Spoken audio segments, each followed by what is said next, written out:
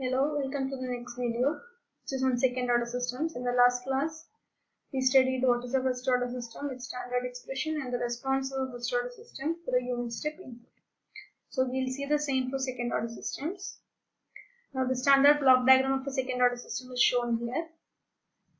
And as you can see, the forward path has a transfer function of omega n square by s into s plus 2 zeta omega n, and you have a negative unity feedback loop. So the final transfer function is represented as omega n square by s square plus 2 zeta omega ns plus omega n square. This is the standard form of a second order transfer function. Okay. Here in this you can see two new terms, and that is zeta and omega n. Here omega n represents the system's natural frequency and zeta represents the system damping ratio. We'll see what are these terms one by one.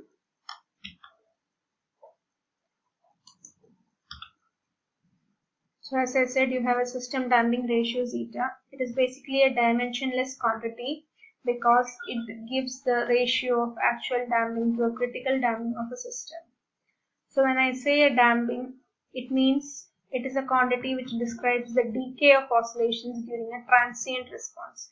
Remember, in the first initial slide of time domain analysis, we had described two responses for a system, that is transient and steady state. So only after the transient response, your system reaches to a steady state. So during the transient response, your system will be subjected to oscillations, and thus suppressing of these oscillations or the decay of these oscillations is given by the damping ratio. So your system damping ratio, it is the ratio of actual damping to the critical damping of a system. And the natural frequency, system natural frequency omega n, is the angular frequency at which your system tends to oscillate in the absence of a damping force. You also have another term in the case of a second order system, which is omega d, and that represents your system damped frequency. It is the frequency at which your system tends to oscillate in the presence of a damping force. Natural frequency is in the absence of damping force, and this is in the presence of damping force. And they are related by the expression omega d is equal to omega n into root of 1 minus zeta square.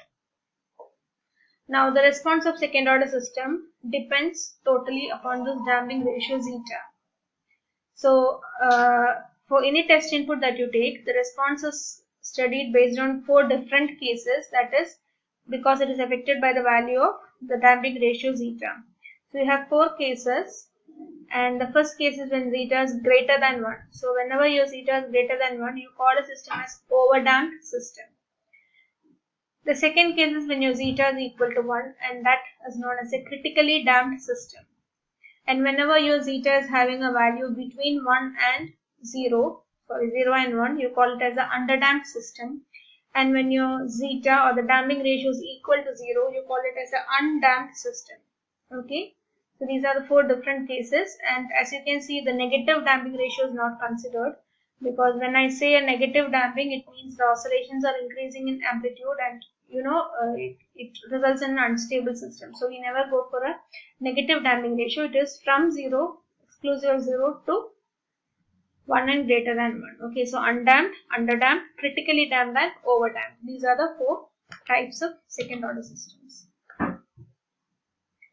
Now the characteristic equation of a second order system is s square plus 2 zeta omega ns plus omega n square equal to 0.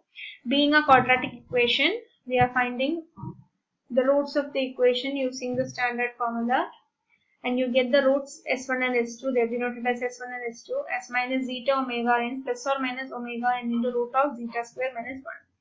So we have discussed the 4 different cases now. Based on that, we'll see what the roots are in each of the cases.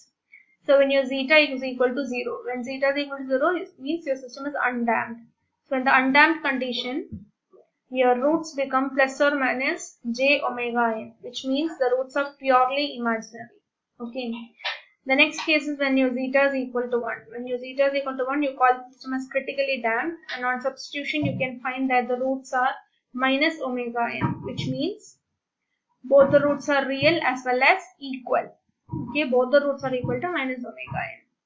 The next condition is when your zeta is greater than 1, which means it is an overdamped system, And in that case, you can find that the roots are minus zeta omega n plus or minus omega n into root of zeta square minus 1, which means your roots are real and unequal.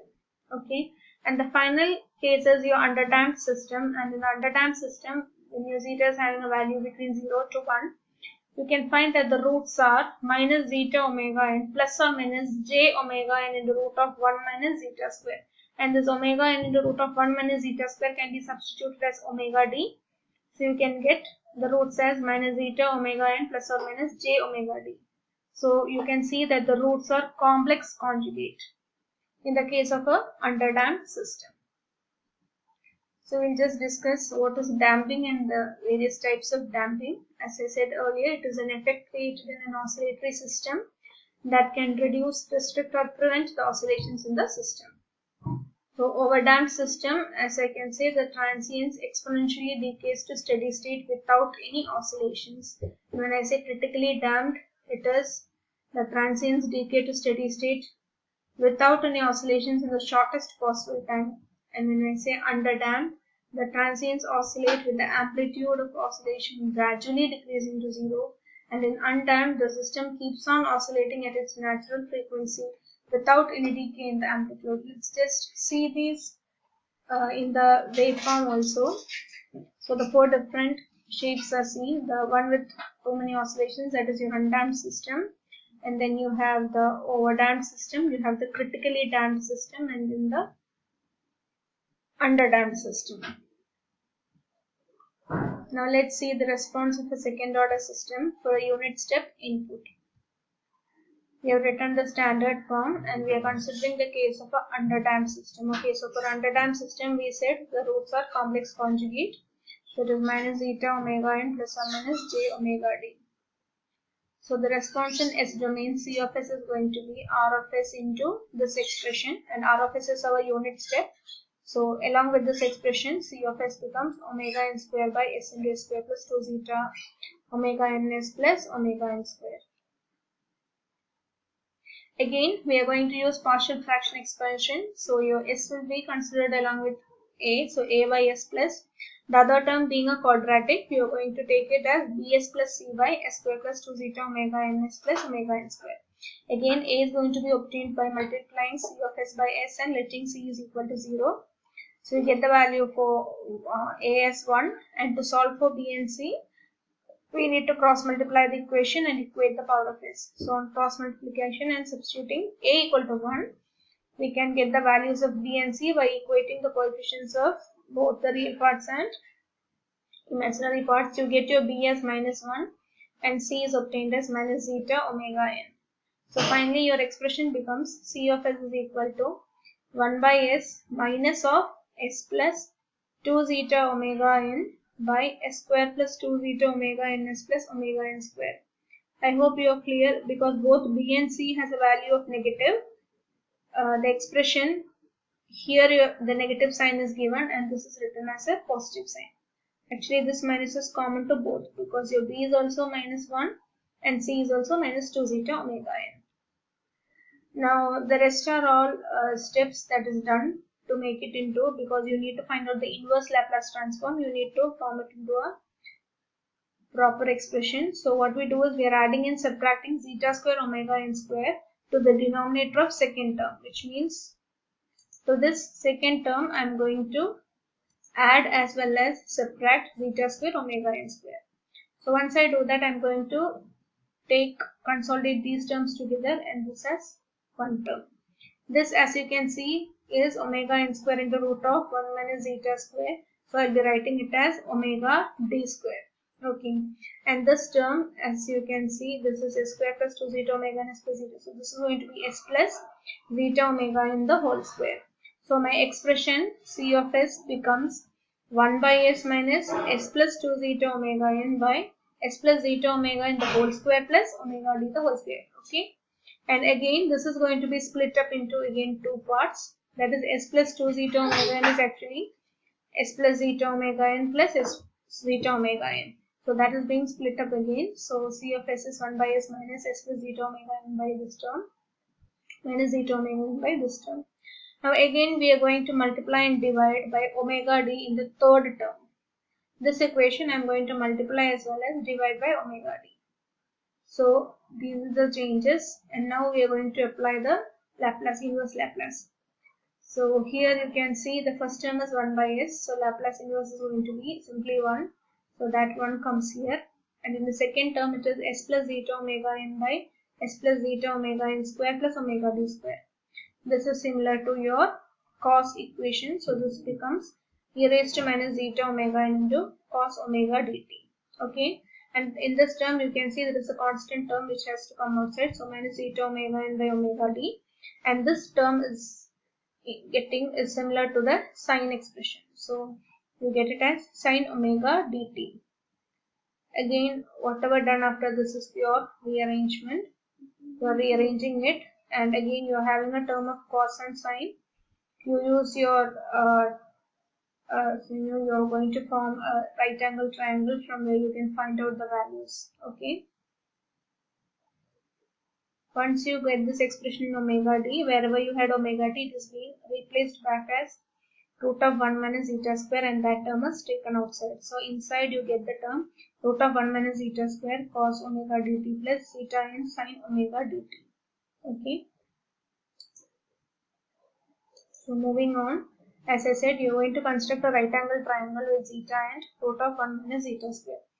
So from this you can write that sin theta is root of 1 minus zeta square, cos theta is zeta, so your tan theta is going to be root of 1 minus zeta square by zeta. So wherever I had that expression in the standard form, when I write it, this 1 minus root of 1 minus zeta square is going to be substituted as sin theta, and wherever I had zeta, that is going to be substituted as cos theta.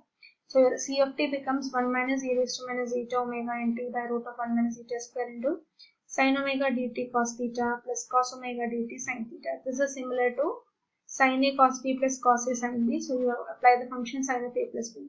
So this can be rewritten as sin of omega dt plus theta.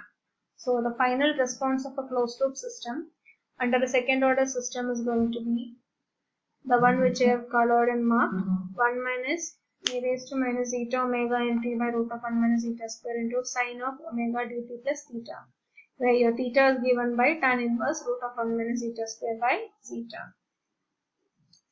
So let's just check the graph. The response as we are shown, it oscillates before settling to a final value. So these oscillations completely depends upon the value of your damping ratio. We have checked for an underdamped system, which means your damping ratio can vary between 0 and 1.